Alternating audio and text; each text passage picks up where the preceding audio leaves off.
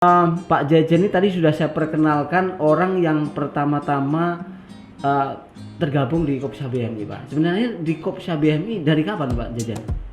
Saya bergabung di Kopsa BMI dulu sih namanya LP UMKM ya, tahun 2004 tepat. Yang tidak baik itu tidak beroperasi merajalela.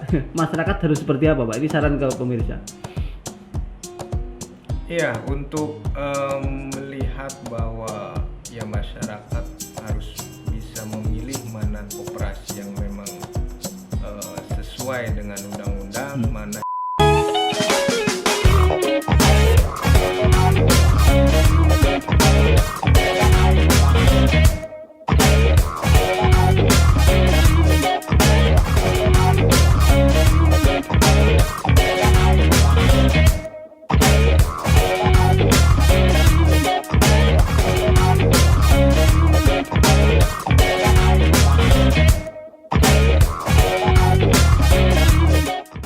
Assalamualaikum warahmatullahi wabarakatuh. Jumpa lagi bareng saya Sularto di podcast kebanggaan kita, Buka Mata Indonesia. Podcast kali ini kita kedatangan tamu yang luar biasa, Pak Jejen. Ini pejuang koperasi syariah, pejuang ekonomi syariah yang dari awal ikut berjuang bersama BMI. Tapi terlebih dahulu saya akan sampaikan ini ada buku luar biasa. Ini buku baru yang kita terbitkan, BMI terbitkan, yang merupakan buku seri kedua Peradaban Baru Koperasi Indonesia yang berjudul Skim Pembiayaan Mikro Tata Sanitasi dan Mikro Tata Air, kita sebutnya MTS MTA. Jadi buku ini berisi buku yang sangat praktis bagaimana koperasi BMI mengelola skim sanitasi dan air, mulai dari bagaimana SOP-nya, kemudian bagaimana mendapatkan pendanaannya, dan dari sini ada dana-dana dari luar negeri yang gratis ya. Bagaimana nanti mendapatkan pembiayaan gratis. Itu saja pengantar saya. Buku ini bisa didapatkan di Gramedia di seluruh Indonesia dengan harga 99.000, atau kontak ke chat kita juga boleh untuk tanya-tanya. Baik, kita sapa dulu Pak Jejen. Kita tos dulu, Pak. Bagaimana kabar, Pak? Assalamualaikum, Pak. Waalaikumsalam, alhamdulillah. Kabar baik, Pak. Iya. Pak Jejen ini tadi sudah saya perkenalkan orang yang pertama-tama tergabung di Kopsa BMI, Pak. Sebenarnya di Kopsa BMI dari kapan, Pak Jejen? Saya bergabung di Kopsa BMI dulu sih namanya LP UMKM ya, tahun 2004, tepatnya bulan Juni. Berarti lebih dulu dibanding Pak Taufik ya?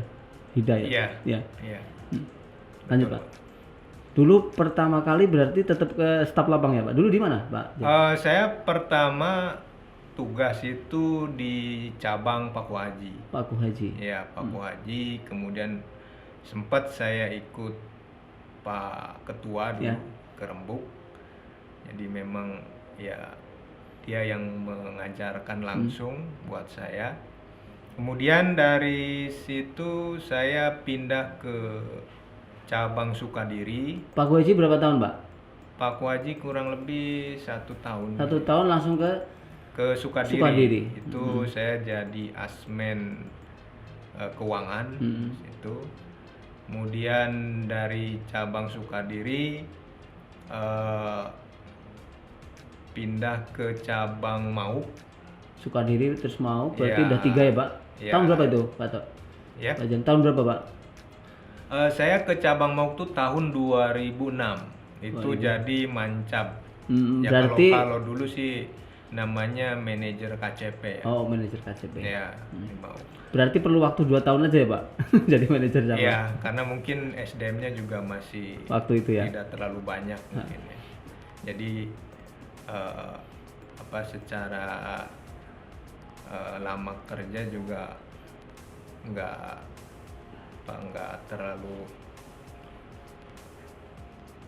terlalu mungkin waktu itu kan memang masih sedikit kita orangnya ya, Pak. Jadi tour of duty-nya itu nggak kelamaan. Kalau sekarang udah berkembang sehingga SDM-nya banyak, kayak nunggu giliran gitu. Di manajer cabang saya berapa tahun, Pak? Saya di manajer cabang itu di Mauk kurang lebih 1 tahun. 2 tahun. 2 tahun di Mauk ya. 2 tahun di Mauk, kemudian ke cabang Kosambi. Hmm. Setelah di Kosambi saya pindah lagi ke cabang Mekar Baru. Kemudian dari Mekar Baru ada perubahan menjadi koperasi. 2013 berarti itu ya. 2013 saya jadi manajer SDM pernah. Oh, berarti manajer pusat ya waktu itu ya, Manajer Pak? pusat. Nah, kemudian setelah di SDM saya pindah ke cabang Lebak, ya wilayah Lebak. Lebak ya. Pembukaan cabang baru. Ya. Kemudian setelah itu ke cabang Tangerang 2, baru naik jadi SPI. Oh, SPI. Berarti belum ke area manajer ya? Belum pernah ya, Pak? Ya. Manajer area belum berarti ya? Oh, yang di Tangerang 2 itu area manajer ya? Iya, kalau dulu kan masih yang cabang sekarang dulu KCP ya di atas. Kalau sekarang mungkin ya KCP sekarang cabang kalau ini. Sebelum saya tanya-tanya tentang SPI, Pak, ya. Ini kalau Pak Jajan lihat Koperasi BMI kan kayaknya di berbagai tingkatan nasional sudah sering mendapat puja-puji gitu. Kalau yang dari dalam kritik Pak Jajan apa nih, Pak? Yang kurang sebetulnya apa menurut Pak Jajan? Yang kurang? Iya. Ya karena saya pihak internal mungkin ya. Jadi ya biasanya kan yang kurang-kurang justru datangnya dari luar. Kalau saya dari dalam sih ya. Kalau otokritik Pak, otokritik mungkin ke sendiri untuk meningkatkan kinerja atau belum optimal atau gimana? Ya saya berusaha ya untuk diri saya tetap komitmen, tetap menjaga kepercayaan dari pengurus, ya bekerja sebaik-baiknya, jujur. Itu aja sih, Pak. Kalau di SPI ini Pak sudah berapa lama? Saya kurang lebih 3 tahun. 3 tahun ya? Iya. Ruang lingkup pekerjaan di SPI ini apa aja, Pak? Sebenarnya ke arah pengawasan, cuma pada dasarnya setiap jabatan ya melekat fungsi pengawasan ya. Cuman kita memang lebih ke arah audit ya. Ada audit terjadwal dan audit investigasi jika ada ya kasus-kasus lah yang kalau di ini SPI kan 5 orang ya, Pak? Iya. 5 orang ini pembagian tugasnya seperti apa, Pak Jajan? Kita sih karena disiplin ilmunya juga hampir sama ya. Jadi paling pembagian tugasnya adalah jadwal wilayah saja. Wilayah saja? Iya. Jadwal wilayah saja dari berapa sekarang? 77 cabang. Ya, kalau untuk cabang 77, cuman untuk wilayah kita kan ada dibagi kurang lebih 6 7 ya. Jadi ya pembagian wilayah, misalkan saya minggu ini di wilayah Serang, kemudian wilayah Pandeglang, wilayah Bogor, wilayah Tangerang, itu aja sih pembagian tugasnya. Kalau audit reguler yang kemarin nih Pak, yang bulan September kalau nggak salah ya. Iya. Ini prosesnya bagaimana kalau menurut Pak Jajan, Pak? Lebih baik dari tahun lalu atau ya sebenarnya memang ini kegiatan rutin kita atau gimana? Sebenarnya ini kegiatan rutin dari rencana kerja SPI. Jadi bagian rutinitas kita, kemudian juga untuk melihat ya menilai sejauh mana cabang, apakah laporannya ada ya sesuatu yang perlu dikoreksi atau tidak. Itu aja sebenarnya, karena kita kan internal ya. Iya. Beda ya, kalau laporan keuangan itu kan sebenarnya outputnya. Kalau kita kan arahnya pelaporannya, prosesnya gimana, apakah lebih cenderung mengawal SOP berarti ya Pak? SOP. Ya. Ya. Jadi gini pemirsa, ini SPI ini Satuan Pengendalian Internal. Kalau di Koperasi BMI ini kita memang punya model bahwa pengawasan itu bukan hanya dari pengawas tapi juga dari pengurus. Ini pengawasan yang dari pengurus ya, jadi tanggung jawab SPI kan ke pengurus ya, Pak. Betul, Pak. Jadi aktivitas reguler ini sebenarnya kalau kemarin kan ada audit reguler ya, Pak, yang dari 1 September sampai yang September ini, yang misalnya 6 bulanan itu. Tapi selain 6 bulanan itu ada aktivitas SPI ini apa aja kira-kira, Pak? Sebenarnya ya SPI itu kan kalau ini quality assurance ya, jadi menjaga mutu, jaminan mutu lah kalau ini. Yang pertama itu adalah memastikan bahwa operasional itu berjalan efektif dan efisien. Kedua, memastikan bahwa laporan keuangan itu bisa dipercaya dan dapat dipertanggungjawabkan. Kemudian yang ketiga itu kepatuhan SDM terhadap aturan-aturan yang dibuat oleh pengurus. Jadi memang ruang lingkupnya ya kita pengawasan melekat ya secara ini memastikan bagaimana operasional berjalan efektif dan efisien. Kalau di fungsi pengurus sendiri, Pak, ini sebenarnya kalau pengurus kan ada presiden direktur, wakil direktur, direktur keuangan, direktur SDM, direktur operasional. Ini lebih ke direktur yang mana, Pak? Atau secara keseluruhan pengurus tanggung jawab SPI ini? Arahannya diberikan oleh pengurus yang mana?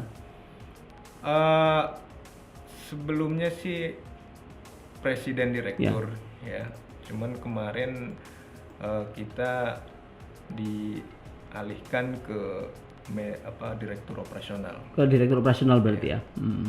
Kalau berarti dengan manajer operasional, dengan manajer area, dengan manajer cabang begitu ya mungkin ya, Pak, ininya.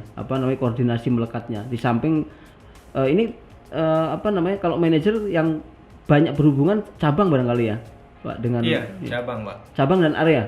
Cabang dan area. Kalau Pak Jejen sendiri, Pak, dapat di wilayah mana ini dari bagi-bagi tugas dengan Pak Sondari, dengan Pak yang lain tuh, teman-teman yang lain? Ini, Pak. Untuk minggu ini saya dapat tugas di wilayah Serang. Serang ya? Ya. Itu berarti terjadi pergantian terus ya, Pak? Setiap minggu, Pak. Setiap minggu? Iya. Dan kegiatan mingguan ini apa aja, Pak? Setiap kegiatan mingguannya itu monitoring, ya, kemudian monitoring dari mulai pelaporan keuangan, kemudian juga monitoring rembuk pusat, ya, kemudian juga ya terkait dengan SOP yang dibuat gitu. Iya. Jadi memang pemirsa, kita di Koperasi BMI ini memang agak berbeda dengan koperasi-koperasi lain. Kita punya istilah tuh rembuk pusat. Rembuk pusat itu satu kelompok yang kita bina, yang kita berikan pembiayaan, kita dampingi. Nah, yang terdiri dari 15 sampai 40 ya, Pak, biasanya ya. Iya, nah, betul. Kalau ingin lebih jelas dapatkan bukunya di Gramedia ada ini. Yeah. Model BMI Syariah. Saya ingin keluar dari SPI dulu, Pak. Kalau Pak Jejen melihat kita sebenarnya ini kan ada banyak koperasi yang tidak termanage dengan baik. Artinya ada yang kemudian orang menyebut gagal bayar, kalau media menyebut itu. Koperasi tidak bisa memberikan kewajibannya, memberikan, misalnya ada orang narik simpanan nggak bisa. Apa ini ada kaitannya dengan fungsi pengawasan yang internal yang tidak berjalan juga ya, Pak? Iya, ada kaitannya dengan hal tersebut ya. Di kita juga sama ya kejadian hal seperti itu karena memang faktor eksternal sebenarnya ya di situasi pandemi seperti ini, yaitu mempengaruhi ada gagal bayar juga ya, tapi kita melihat monitoring, kemudian ya pengawasan secara melekat dengan melihat kondisi-kondisi si anggota yang memang alasan atau dasar kenapa belum bisa untuk membayar, ya kita harus ya ini kan kalau yang ke anggota ya, Pak. Artinya kalau BMI punya pembiayaan kepada anggota yang belum bisa membayar, kita berikan relaksasi gitu. Kita ada 4 itu ya, 4 cara itu, mulai dari rescheduling, kemudian restrukturisasi sampai dengan write off gitu. Maksud saya gini Pak, tadi kita ke koperasinya. Jadi kan ada beberapa koperasi di media di luaran disebut tidak bisa membayar kewajiban kepada anggotanya. Anggotanya nyimpen, pas ditarik nggak ada. Ini ada kaitannya dengan pengawasan yang kurang juga itu, berarti juga ya Pak, pengawasan dari kita. Iya, ada. Jadi cara mencegah ini gimana sebenarnya Pak? Saran Pak Jejen Pak, untuk ini kan media bisa dilihat bukan internal koperasi BMI aja, tapi juga koperasi-koperasi yang lain banyak menyimak acara ini juga. Mungkin ada tips Pak biar kejadian-kejadian koperasi anggotanya menyimpan kemudian nggak bisa secara langsung memberikan itu biar tidak terjadi, bagaimana Pak dari sisi pengawasan? Iya, kita lihat ya koperasinya dulu ya. Jadi apakah koperasi itu benar-benar koperasi atau hanya sekedar koperasian, karena memang koperasi badan hukumnya aja tapi jiwanya nggak koperasi itu. Iya, karena memang banyak juga ya di lapang gitu, ada banyak ya koperasi namanya, mungkin kalau di daerah ada salah satu daerah tuh menyebar Kosipa namanya gitu. Jadi ya kita lihat dulu lah mana koperasi yang memang benar-benar koperasi, mana yang tidak. Ya syaratnya kan harus ada rapat anggota tahunan, itu aja sebenarnya. Bisa dilihat minimal dari situ ya Pak? Dari situ. Ya. Jadi masyarakat ya, pemirsa ini masyarakat juga harus berhati-hati memilih koperasi tempat menyimpan. Dilihat track recordnya juga ya Pak? Iya. Kalau track recordnya tidak baik, terus kemudian ini sebenarnya bisa juga ditanya di anggota Pak, perlakuan koperasi ini kepada kepada anggota itu seperti apa, kegiatan sosialnya bagaimana, bisa dari situ. Tapi saya ingin coba angkat ini lagi Pak. Kalau menurut Pak Jejen kira-kira untuk menekan koperasi-koperasi yang tidak baik itu tidak beroperasi merajalela, masyarakat harus seperti apa Pak? Ini saran ke pemirsa. Iya, untuk melihat bahwa ya masyarakat harus bisa memilih mana koperasi yang memang sesuai dengan undang-undang, mana yang memang tidak sesuai dengan undang-undang. Ya pertama kita harus lihat dulu ya koperasinya, kemudian bagaimana secara struktur, kemudian juga promosinya bagaimana, kemudian badan hukumnya seperti apa gitu ya, karena banyak memang yang yaitu tadi yang koperasi ya sebenarnya bukan koperasi tapi mengatasnamakan koperasi, bisnis uang semata ya Pak. Tidak ada pemberdayaannya. Jadi ini pemirsa, kalau misalnya memang ada koperasi yang hanya sekedar simpan pinjam aja, apalagi cuma minjemin itu, nggak ada simpenannya, itu biasanya memang koperasi yang satu tips untuk tidak memilih koperasi yang hanya menyalurkan pembiayaan saja, karena itu pasti sebenarnya koperasi pinjam-pinjam itu, bukan koperasi simpan pinjam. Lalu kemudian harapan Pak Jejen nih terhadap teman-teman di internal koperasi BMI yang terkait dengan tugas kehati-hatian ini seperti apa Pak? Iya, tetap jaga kepercayaan, jaga amanah ya. Saya buat pribadi saya dan kita semua untuk tetap menjaga diri kita dari hal-hal yang bisa menjerumuskan ke hal-hal yang tidak baik ya, karena ya BMI komitmen ya, kita semua harus berkomitmen bahwa menjaga amanah itu berat ya. Kemudian saya pun sebagai anggota SPI ya berkomitmen terus untuk bekerja dengan baik. Dan salah satunya ya bahwa BMI menjaga komitmen, menjaga amanah dari anggota itu, dan berharap teman-teman ya bekerja dengan baik gitu. Ya.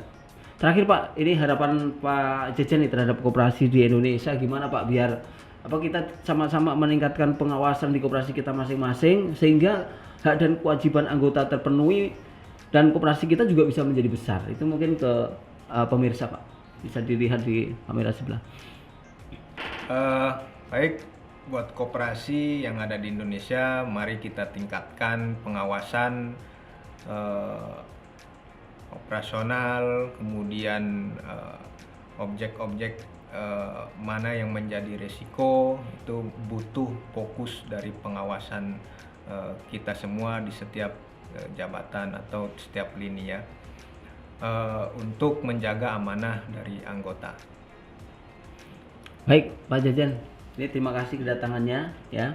Obrolan kita cukup menarik, tapi yang jelas karena waktu Pak. Jadi kita tiba-tiba sudah hampir 30 menit ya.